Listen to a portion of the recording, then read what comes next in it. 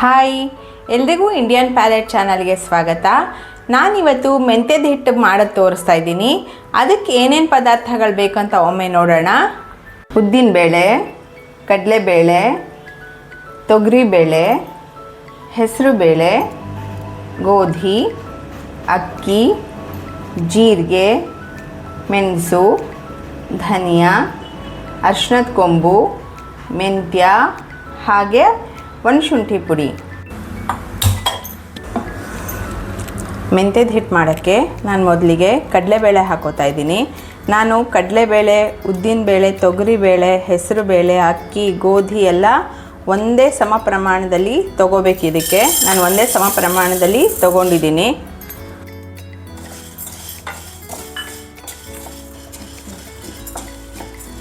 ಘಮ್ಮನ ತನಕ ಹುರ್ಕೋತಾ ಇದ್ದೀನಿ ನಾನು. ಇದನ್ನು ಒಳ್ಳೆ ಪರಿಮಳ ಬರಬೇಕು, ಮೀಡಿಯಮ್ ಫ್ಲೇಮಲ್ಲೇ ಹುರಿಬೇಕು ಎಲ್ಲ ಬೇಳೆಗಳನ್ನ. ಆಗಿದೆ. ನಾನಿವಾಗ ಒಂದು ತಟ್ಟೆಗೆ ಟ್ರಾನ್ಸ್ಫರ್ ಮಾಡ್ಕೋತೀನಿ. ನೆಕ್ಸ್ಟು ತೊಗರಿಬೇಳೆ ತೊಗೋತಾ ಇದ್ದೀನಿ.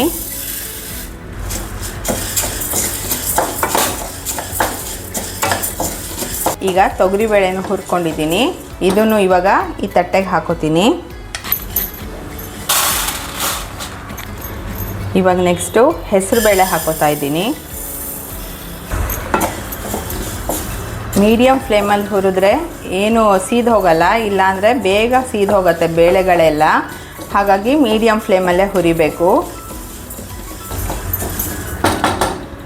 ಈಗ ಹೆಸರುಬೇಳೆ ಕೂಡ ಪರಿಮಳ ಬರೋ ತನಕ ಹುರ್ಕೊಂಡಿದ್ದೀನಿ. ಇದನ್ನು ಕೂಡ ಈ ತಟ್ಟೆಗೆ ಹಾಕೋತಾ ಇದ್ದೀನಿ. ಈಗ ನಾನು ಉದ್ದಿನಬೇಳೆ ಹಾಕೋತಾ ಇದ್ದೀನಿ. ಉದ್ದಿನ ಕಾಳಿದು,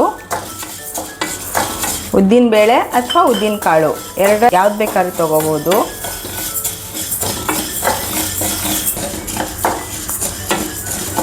ಈಗ ಉದ್ದಿನ ಕಾಳು ಕೂಡ ಹುರಿದಿದ್ದಾಗಿದೆ. ಇದನ್ನು ಕೂಡ ಈ ತಟ್ಟೆಗೆ ಹಾಕೋತಿದ್ದೀನಿ. ಈಗ ನೆಕ್ಸ್ಟು ಅಕ್ಕಿ ಹಾಕೋತಿದ್ದೀನಿ.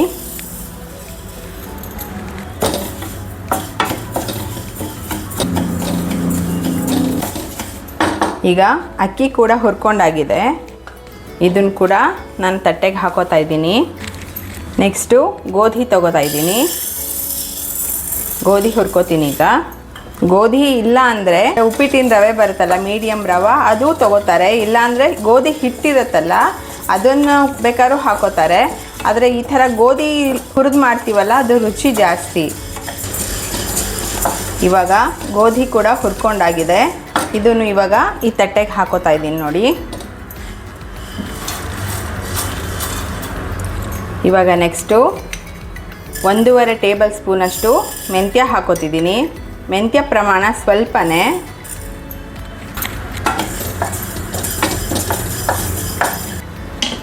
ಇವಾಗ ಮೆಂತ್ಯ ಹುರಿದಿದ್ದಾಗಿದೆ. ಇದನ್ನು ಕೂಡ ಹಾಕೋತೀನಿ. ನೆಕ್ಸ್ಟು ಇವಾಗ 1-2 ಟೇಬಲ್ ಸ್ಪೂನಷ್ಟು ಧನಿಯಾ ಕಾಳು ಹಾಕೋತಾ ಇದ್ದೀನಿ. ನಾನು ಎಲ್ಲನೂ ಡ್ರೈ ರೋಸ್ಟ್ ಮಾಡ್ಕೋತಾ ಇದ್ದೀನಿ. ಈ ಮೆಂತ್ಯದ ಹಿಟ್ಟು ಒಂದು ರಿಚ್ ಪ್ರೋಟೀನ್ ಪುಡಿ ಅಂತಲೇ ಹೇಳ್ಬೋದು. ಇವಾಗ ಧನಿಯಾನು ಕೂಡ ಹುರಿದಿದ್ದಾಗಿದೆ. ಇದನ್ನು ಕೂಡ ಹಾಕೋತಿದ್ದೀನಿ ಈ ತಟ್ಟೆಗೆ. ಇವಾಗ ಕಾಳು ಮೆಣಸು 1 ಟೇಬಲ್ ಸ್ಪೂನಷ್ಟು ಹಾಕೋತೀನಿ.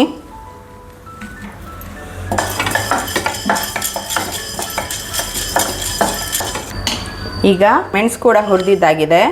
ಇದನ್ನು ಕೂಡ ತಟ್ಟೆಗೆ ನಾನು ಟ್ರಾನ್ಸ್ಫರ್ ಮಾಡ್ಕೋತಾ ಇದ್ದೀನಿ. ಇಲ್ಲಿ ನಾನು ಶುಂಠಿ ಪುಡಿ ತೊಗೊಂಡಿದ್ದೀನಿ.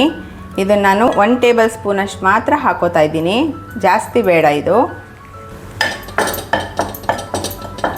ಇದು ಲೋ ಫ್ಲೇಮಲ್ಲಿ ಹುರ್ಕೋಬೇಕು, ಬೇಗ ಅಂದರೆ ಸೀದು ಹೋಗುತ್ತೆ. ಈಗ ಹುರಿದಿದ್ದಾಗಿದೆ. ಇದನ್ನು ಕೂಡ ನಾನು ಈ ತಟ್ಟೆಗೆ ಹಾಕೊಂಡ್ಬಿಡ್ತೀನಿ. 1 ಇಂಚಷ್ಟು ನಾನು ಅರಿಶಿಣದ ಕೊಂಬು ತೊಗೊಂಡಿದ್ದೀನಿ. ಇದನ್ನು ಸ್ವಲ್ಪ ತರ್ತರಿಯಾಗಿ ಕುಟ್ಕೊಂಡ್ಬಿಡ್ತೀನಿ ಮೊದಲಿಗೆ. ನೋಡಿ, ಈ ರೀತಿ ಕುಟ್ಕೊಂಡಿದ್ದೀನಿ. ನಾನಿವಾಗ ಅರಿಶಿಣದ ಕೊಂಬು ಕುಟ್ಕೊಂಡಿದ್ದೆ ನೋಡಿ, ತರ್ತರಿಯಾಗಿ. ಅದನ್ನೊಂಚೂರು ಲೋ ಫ್ಲೇಮಲ್ಲಿ 1 ನಿಮಿಷ ಹುರ್ಕೊಂಡ್ರೆ ಸಾಕಿದನ್ನು.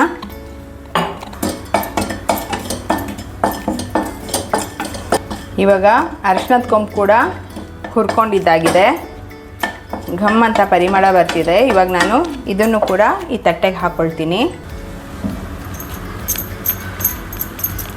ಇವಾಗ ಹುರಿದಿರೋದೆಲ್ಲ ತಣ್ಣಗಾದ್ಮೇಲೆ ನಾನು ಮಿಕ್ಸಿ ಜಾರ್ಗೆ ಹಾಕಿ ಪೌಡ್ರ್ ಮಾಡ್ಕೋತೀನಿ.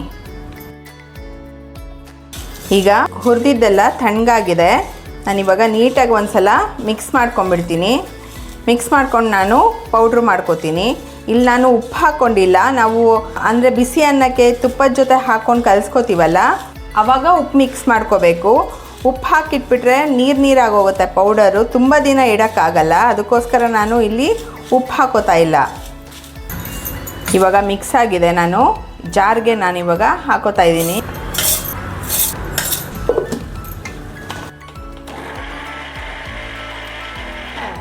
ಇವಾಗ ಆಗಿದೆಯಾ ನೋಡೋಣ.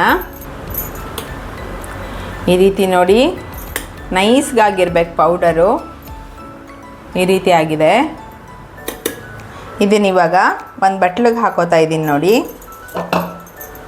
ಈ ಮೆಂತ್ಯದ ಹಿಟ್ಟನ್ನ ಒಂದು ಏರ್ ಟೈಟ್ ಡಬ್ಬಿಲಿ ಹಾಕ್ಕೊಂಡು 2 ತಿಂಗಳ ತನಕ ಯೂಸ್ ಮಾಡ್ಬೋದು. ಫ್ರೆಶ್ ಆಗೇ ಇರುತ್ತೆ, ಏನೂ ಆಗಲ್ಲ. ಇದು ಚೆನ್ನಾಗಿ ಹುರಿದಿರ್ತೀವಲ್ಲ ಹಾಗಾಗಿ. ಮತ್ತು ಈ ಮೆಂತ್ಯದ ಹಿಟ್ಟನ್ನ ಬಿಸಿ ಬಿಸಿ ಅನ್ನದ ಜೊತೆಗೆ ತುಪ್ಪ ಉಪ್ಪು ಹಾಕ್ಕೊಂಡು ಕಲಿಸ್ಕೊಂಡು ತಿಂದರೆ ಮೊದಲನೇ ಅನ್ನಕ್ಕೆ ತುಂಬ ರುಚಿಯಾಗಿರುತ್ತೆ. ನೀವು ಒಮ್ಮೆ ಈ ರೀತಿ ಮೆಂತ್ಯದ ಹಿಟ್ಟು ಮಾಡ್ಕೊಂಡು ನೋಡಿ, ಹೇಗೆ ಬಂತು ಅಂತ ನನಗೆ ಕಮೆಂಟ್ ಮೂಲಕ ತಿಳಿಸೋದನ್ನು ಮರೆಯೋಕ್ಕೆ ಹೋಗಬೇಡಿ. ಹಾಗೆ ಲೈಕ್, ಶೇರ್, ಸಬ್ಸ್ಕ್ರೈಬ್ ಮಾಡೋ ಮೂಲಕ ನಮ್ಮನ್ನು ಹೀಗೆ ಸಪೋರ್ಟ್ ಮಾಡ್ತಾನೇ ಇರಿ. ಮತ್ತೆ ಮುಂದಿನ ವಿಡಿಯೋದಲ್ಲಿ ಸಿಗೋಣ. ನಮಸ್ಕಾರ.